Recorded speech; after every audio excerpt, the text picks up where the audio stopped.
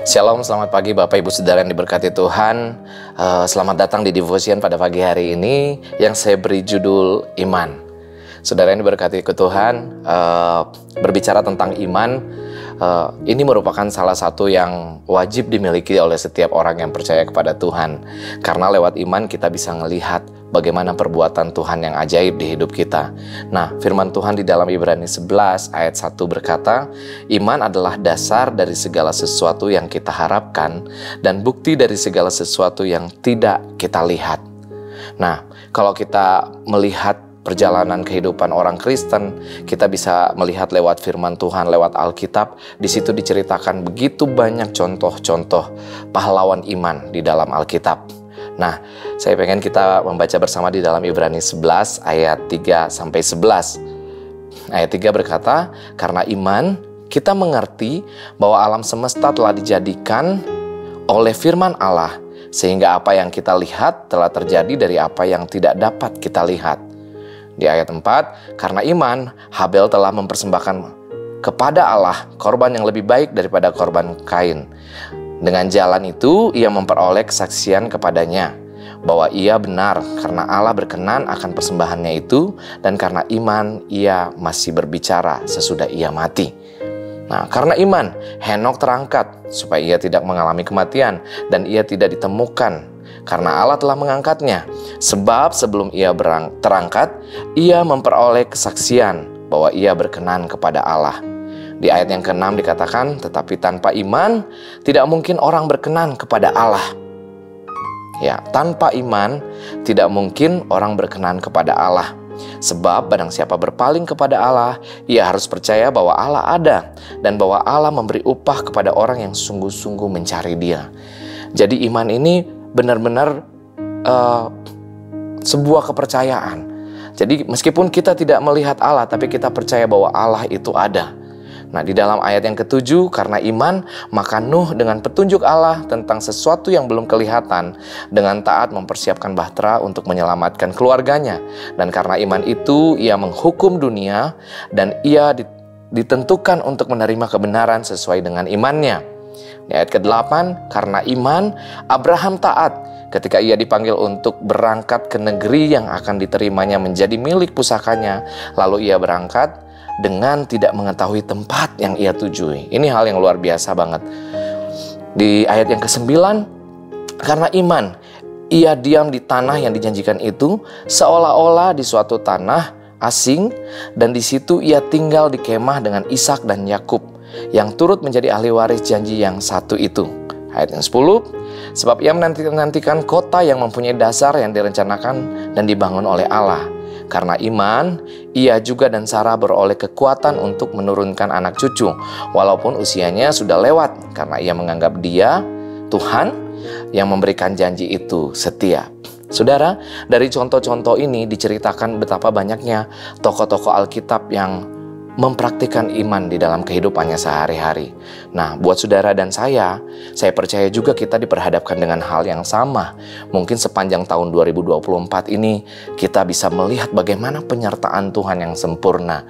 Nah, mengawali tahun ini, bagi saya pribadi, saya melihat banyak hal yang belum pasti, yang belum akan terjadi gitu, dan belum tentu bisa saya lakukan. Nah, secara pribadi saya melihat hal itu. Tapi setelah berada di penghujung tahun ini, di bulan Desember ini, kalau saya boleh lihat, saya flashback dari awal tahun ini, saya ngelihat bagaimana penyertaan Tuhan yang sempurna di dalam kehidupan saya dan keluarga saya. Dan saya percaya saudara pun mengalami hal yang sama. Nah, saudara, bagaimana dengan tahun 2025? Apakah kita masih tetap memiliki iman untuk berjalan dengan Tuhan? Amin. Dan itu harus kita lakukan sebagai orang yang percaya. Nah, pertanyaannya, bagaimana cara mengaktifkan iman kita? Apa yang harus kita lakukan untuk mengaktifkan iman kita? Nah, jawabannya ada di dalam Roma 10 ayat 17. Jadi, iman timbul dari pendengaran, dan pendengaran oleh firman Kristus. Kita bisa memiliki iman ketika kita bisa membaca, merenungkan, mendengar, dan melakukan firman Tuhan. Nah, ketika kita membaca, usahakan dengan suara yang lantang sehingga kuping kita bisa mendengarkan setiap kebenaran firman yang kita baca.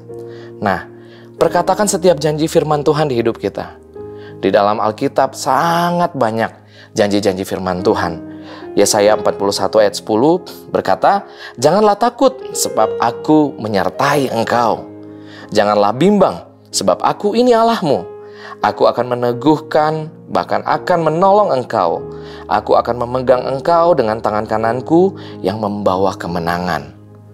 Nah, bagian ayat yang lain, Yesaya 26 ayat 3, "Yang hatinya teguh kau jagai dengan damai sejahtera, sebab kepadamulah ia percaya." Kalau kita percaya kepada Tuhan, janji firman Tuhan itu pasti tergenapi di hidup kita. Di dalam Yeremia 29 ayat 11, "Sebab aku ini mengetahui rancangan-rancangan apa yang ada padaku mengenai kamu. Demikianlah firman Tuhan, yaitu rancangan damai sejahtera dan bukan rancangan kecelakaan, untuk memberikan kepadamu hari depan yang penuh harapan." Mazmur 37 ayat 4, "Bergembiralah karena Tuhan, maka ia akan memberikan kepadamu apa yang diinginkan hatimu." Di dalam Amsal 3 ayat 5-6, "Percayalah kepada Tuhan dengan segenap hatimu dan janganlah bersandar kepada pengertianmu sendiri. Akuilah dia dalam segala lakumu, maka ia akan meluruskan jalanmu." Saudara, betapa banyaknya janji firman Tuhan yang ada di dalam Alkitab. Nah, bagaimana cara memunculkan iman kita? Iman timbul dari pendengaran akan firman Tuhan. Mari kita perkatakan setiap hari setiap janji firman Tuhan. Biarkan telinga kita mendengar setiap janji firman Tuhan, sehingga iman kita timbul, iman kita tumbuh, dan dia bisa berbuah, menghasilkan buah di dalam kehidupan kita. Lewat percayaan kita, kita akan melihat karya Tuhan di dalam hidup kita setiap hari. Nah, saudara, setelah beriman, apa langkah selanjutnya? Setelah kita memiliki iman, apa yang harus kita lakukan? Di dalam Yakobus 2 ayat 17, "Demikianlah juga halnya dengan iman. Jika iman itu tidak disertai perbuatan, maka iman itu pada hakikatnya adalah mati." Jadi nggak cukup cuman kita ngomong percaya, kita memiliki iman, tapi ada tindakan yang harus kita lakukan dengan tuntunan Roh Kudus tentunya. Nah, ada tokoh Alkitab yang kita akan coba pelajari di dalam Markus 5 ayat 25-34. Adalah di situ seorang perempuan yang sudah 12 tahun lamanya menderita pendarahan. Ia telah berulang-ulang diobati oleh berbagai tabib, sehingga telah dihabiskannya semua yang ada padanya. Namun sama sekali tidak ada faedahnya, malah sebaliknya keadaan makin memburuk. Dia sudah mendengar berita-berita tentang Yesus. Maka di tengah-tengah banyak orang itu, ia mendekati Yesus dari belakang dan menjamah jubahnya. Sebab katanya, "Asal ku jamah saja jubahnya, aku akan sembuh." Wow. Di ayat 28 ini, asal ku jamah saja jubahnya, aku akan sembuh. Ini adalah iman. Ya, tapi dia bukan cuma beriman aja, bukan percaya aja kepada Yesus, tapi dia melakukan tindakan iman lewat menjamah jubah Tuhan Yesus. Nah, seketika itu juga berhentilah pendarahannya, dan ia merasa bahwa badannya sudah sembuh dari penyakitnya. Pada ketika itu juga Yesus mengetahui bahwa ada tenaga yang keluar dari dirinya. Lalu ia berpaling di tengah orang banyak dan berkata, "Siapa yang menjamah jubahku?" Ayat 31, murid-muridnya menjawab, "Engkau melihat bagaimana orang-orang ini berdesak-desakan dekatmu? Dan engkau bertanya, siapa yang menjamah aku?" Nah, muridnya juga mungkin secara manusia pun kita ketika ada di kerumunan banyak orang dan kita nanya siapa yang menjamah jubahku, itu pertanyaan yang aneh gitu. Tapi kenapa Tuhan bisa merasakan bahwa ada sesuatu tenaga yang keluar dari dirinya? Karena iman wanita ini yang dia tunjukkan lewat perbuatannya. Ayat 32, lalu ia memandang sekelilingnya untuk melihat siapa yang telah melakukan hal itu. Ayat 33, perempuan itu yang menjadi takut dan gemetar ketika mengetahui apa yang telah terjadi atas dirinya tampil dan tersungkur di depan Yesus dan dengan tulus memberitahukan segala sesuatu kepadanya. Maka katanya ayat 34 kepada perempuan itu, "Hai anakku, imanmu telah menyelamatkan engkau. Pergilah dengan selamat dan sembuhlah dari penyakitmu." Jadi saudara, ketika kita memiliki iman pun, kita harus meminta hikmat Roh Kudus untuk bisa bertindak apa yang harus kita lakukan. Dan seperti wanita yang mengalami pendarahan ini, dia bisa mengalami mujizat Tuhan. ketika ada iman timbul di hatinya, dia dengar tentang Tuhan, perbuatan Tuhan yang ajaib, dan akhirnya dia pun percaya kepada Tuhan, dan dia melakukan tindakan iman dengan menjamah jubah Tuhan Yesus, memegang jubah Tuhan Yesus, dan akhirnya dia disembuhkan, dia dipulihkan. Ya, ada kisah yang lain lagi tentang seorang kepala rumah ibadat yang bernama Yairus. Nah, anaknya dibangkitkan oleh Tuhan. Di dalam perikop yang sama juga diceritakan di dalam Markus 5 ayat 35 sampai 42. Ketika Yesus masih berbicara, datanglah orang dari keluarga kepada rumah ibadat, kepala rumah ibadat itu, dan berkata, "Anakmu sudah mati. Apa perlunya lagi engkau menyusah-nyusahkan guru?" Nah, ayat 36, tetapi Yesus tidak menghiraukan perkataan mereka dan berkata kepada kepala rumah ibadat itu, "Jangan takut, percaya saja." Jangan takut, percaya saja. Lalu Yesus tidak memperbolehkan seorang pun ikut serta, kecuali Petrus, Yakobus, dan Yohanes, saudara Yakobus.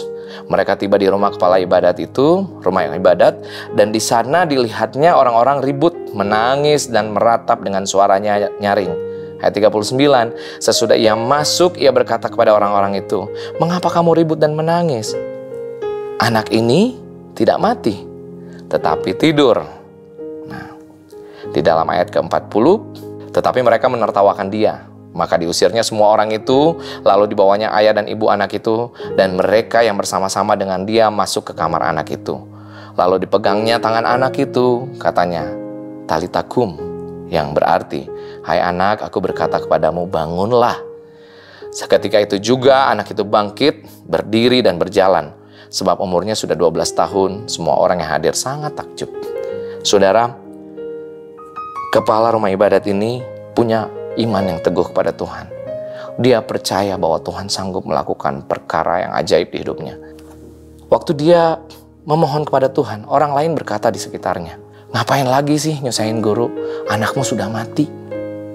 Seringkali di kehidupan kita pun kita mengalami hal yang sama. Ketika kita percaya kepada sesuatu yang akan Tuhan kerjakan di hidup kita, seringkali kita ke-distract sama omongan orang di sekitar kita. Dan seringkali omongan ini terasa benar, terasa seperti sangat meyakinkan bahwa itu adalah sebuah kebenaran. Tapi kita lihat contoh dari Tuhan Yesus di sini, dia tidak menghiraukan obrolan orang itu, dan dia bilang, "Jangan takut, percaya saja." Nah, ini kata kunci buat setiap kita dalam menjalani tahun mendatang, dalam menjalani hari-hari mendatang. Jangan takut, percaya saja. Mari kita tetap percaya terhadap Tuhan, percaya kepada Tuhan yang memegang hidup kita, Tuhan yang merancangkan setiap hal yang terbaik di hidup kita. Dan saya percaya tahun mendatang, hari-hari mendatang, dengan iman yang teguh kepada Tuhan, kita akan melihat bagaimana pertolongan Tuhan, penyertaan Tuhan nyata di hidup kita. Demikianlah devotion pada pagi hari ini. Semoga menjadi berkat bagi kita sekalian, dan saya percaya bahwa firman ini akan berakar, bertumbuh, dan berbuah dalam kehidupan saudara dan saya. Mari kita satu dalam doa. Bapa, kami bersyukur buat firman-Mu yang senantiasa menjadi kekuatan kami. Kami bersyukur Tuhan, Engkau baik Bapa. Ajar kami untuk memiliki iman yang teguh Tuhan, hanya kepada Engkau Tuhan. Percaya Tuhan. Kami tidak akan takut, tapi kami mau percaya Tuhan, bahwa masa depan kami ada di dalam tangan-Mu. Masa depan kami ada di dalam rancangan-Mu Tuhan. Engkau Allah yang setia, Engkau Allah yang dahsyat, Engkau Allah yang merancangkan hal terbaik di hidup kami Tuhan. Terima kasih Bapa. Biarlah kami boleh selalu membaca dan merenungkan firman-Mu, mendengarkan kebenaran firman-Mu setiap hari Tuhan. Sehingga iman kami timbul Tuhan, dan kami boleh melangkah dengan iman kami Bapa. Di dalam nama Yesus kami berdoa dan bersyukur. Haleluya, amin. Demikian devotion pagi hari ini, sampai jumpa di waktu mendatang. Tuhan Yesus memberkati.